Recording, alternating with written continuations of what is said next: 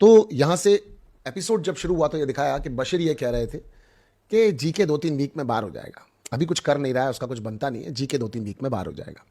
अब इस नरेशन से आपको समझ में आ रहा है कि कल के वीकेंड के वॉर के बाद, यानी 2 दिन का सैटरडे संडे, यानी इनके लिए तो एक दिन ही था, इस वीकेंड के वॉर के बाद बशीर को लग गया कि यहां पर गौरव तो कंपटीशन में है ही नहीं, गौरव को तो बिल्कुल वैल्यू दी ही नहीं जा रही है, गौरव को तो एक रखी हुई बोरी के साथ कंपेयर किया जा रहा है, राइट। और मसला आज भी क्या था, इन दोनों के बीच में अदरक को लेकर एक प्रॉब्लम चल रही थी कि गौरव ने कह दिया कि मैं ये अदरक और नहीं छील सकता, मेरे हिस्से की इतनी ही अदरक है, भाई मैं बाकी की चीजें छील चुका हूं, अदरक अब मैं नहीं छीलूंगा कुनिका जी। अब अदरक की बात पर बशीर के ऊपर बात चली गई।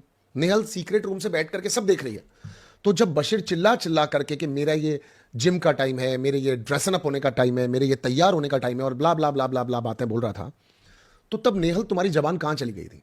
बशीर तो तुम्हारे गले पड़ के तुमसे काम करवा रहा था ना। हाँ, तब तुम भी यही कह रही थी कि मेरे जिम जाने का टाइम है, मैं मेकअप कब करूंगी, मैं तैयार कब होंगी।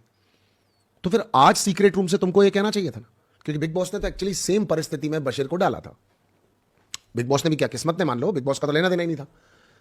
मानते हैं गौरव का ये एक तरीका होगा कि भैया मैं लहसन छील चुका हूं तो मैं अब अदरक नहीं छीलूंगा, वो कोनिका जी को छेड़ रहा था या बशीर को छेड़ रहा था, कुछ भी मानते हैं। तो बशीर आपका दर्द हो तो इतना बड़ा दर्द है, लेकिन अगर किसी और का दर्द हो तो फिर वो कहां दर्द है? हाँ, क्योंकि नेहल तो रो रही थी जोर जोर से, उसके बावजूद भी बशीर आपको फर्क नहीं पड़ रहा था।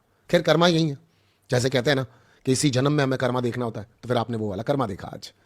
आप बहुत ज्यादा परेशान हो रहे थे। अब इस बात को मेरे करने के साथ साथ कुछ और बहुत सारे रीजंस हैं।